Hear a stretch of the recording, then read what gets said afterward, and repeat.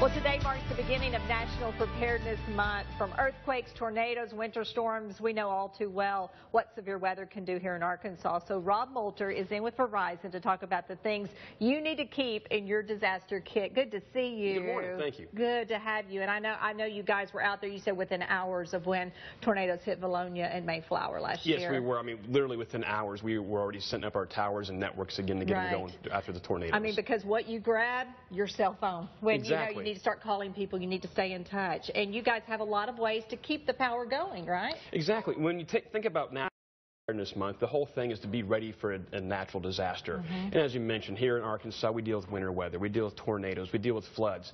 And one thing that's really common is after a natural disaster, the first thing that goes out, obviously, is the power. Right. So what do you do when the power's out and you need to charge your cell phone? Because our cell phones are a lifeline, right? I mean, we use them for flashlights, we use it to connect to the internet, we use it to make emergency calls, and if there's no power, you can't charge your phone. We've got some solutions that everyone should have in their emergency preparedness kit. One thing we have is a Mophie power station. This is the Mophie 4000.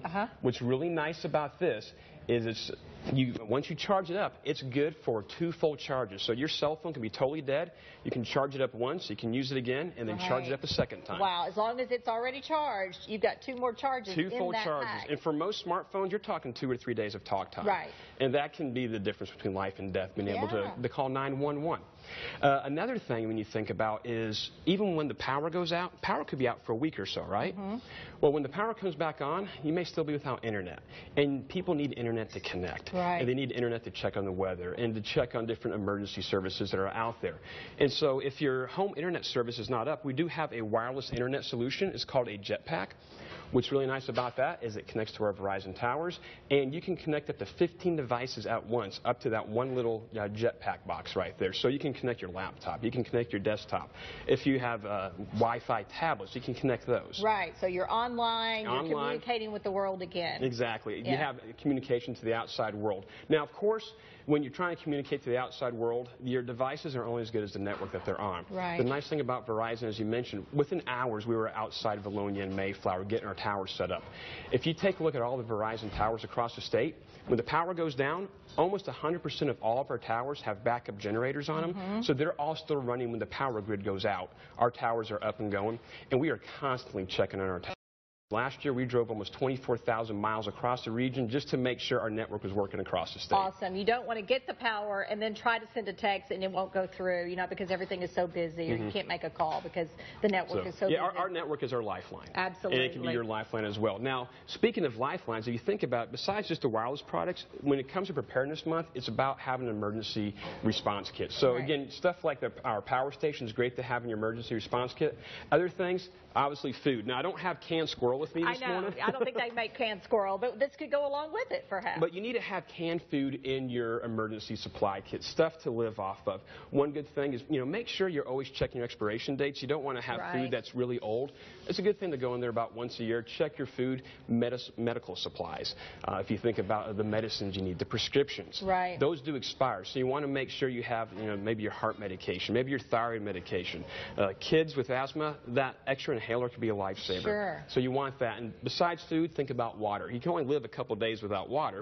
And bottled water is a great thing to have in your emergency supply kit, but it does run out.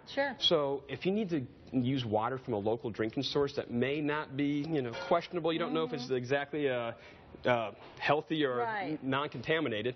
We do have, well, we don't have it at Verizon, but you can go to a local camping store to buy water purification tablets. That little bottle right there can purify up to 25 quarts or 50 pounds of water. Even when the water comes back on, sometimes you're not sure. There's boil orders and things like that. This would help make it even better. And then kind of on the fun side, to keep the kids occupied. And people usually don't think about this, but if you have small children, time can go really slow in a disaster when you don't have power, you don't have electricity, and you need to keep them occupied. And also, games, coloring books, color pencils, stuff to help keep them calm and entertained as well are great things to have in your supply kit. Think about it now before severe weather season or ice storm season hits. the corner. Yes, and it's some great advice for you. Thank you to Verizon and Rob and everything you guys do to get out there in those situations. Also, some great apps that you can download too if you need those. Exactly. You know, one app I do want to point out, the American Red Cross First Aid app. What's really nice about that app is it has basic first aid tips and tricks.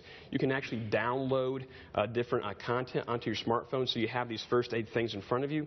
And what's really nice is you can actually place a 911 call straight from that American Red Cross app. Good idea to get those on your phone as well. Thank you, Rob. Thank you. All right, back in just a moment. I think